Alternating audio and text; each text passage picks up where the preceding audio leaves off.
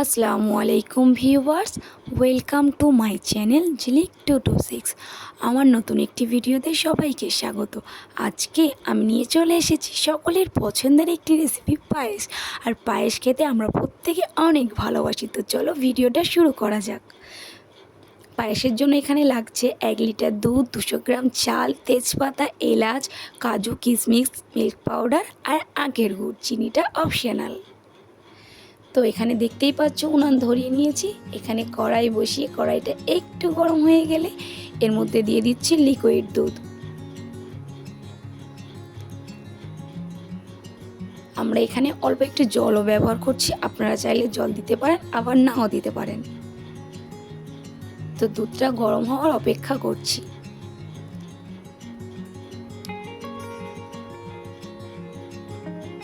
দুধটা একটু গরম হয়ে গেলে এর মধ্যে আমরা পাউডার মিল্কটা অ্যাড করে দেব।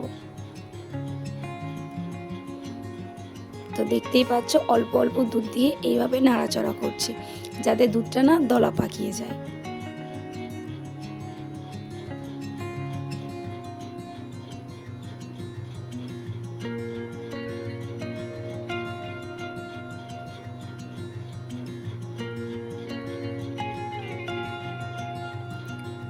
দেখতেই পাচ্ছ দুধটা কত ভালো করে এর সঙ্গে মিক্স হয়ে গিয়েছে।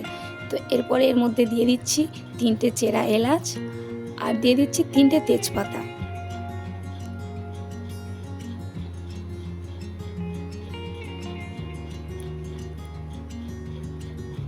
এখন আমরা এর মধ্যে দিয়ে দিচ্ছি জল ঝরিয়ে রাখা চাল।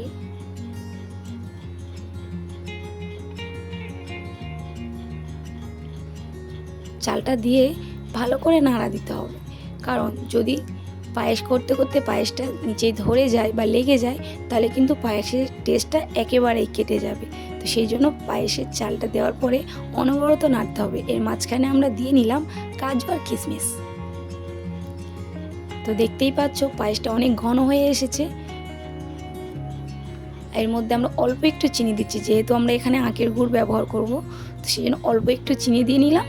এবার আখের গুড়ের জন্য আমরা একটি আলাদা পাত্রে জল গরম করে নিয়ে তাতে 4 চামচ আখের গুড় দিয়ে দেব।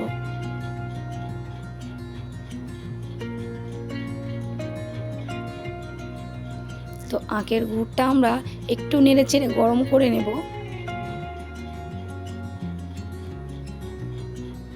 তো দেখতেই পাচ্ছ গুড়টা ফুটে উঠেছে।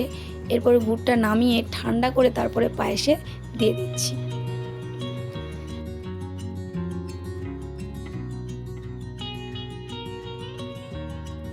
দেখতেই পাচ্ছ গুড়টা দেওয়ার ফলে পায়েসের কালারটা একেবারেই চেঞ্জ হয়ে গিয়েছে। পায়েসটা পুরোপুরি আমাদের রেডি হয়ে গিয়েছে।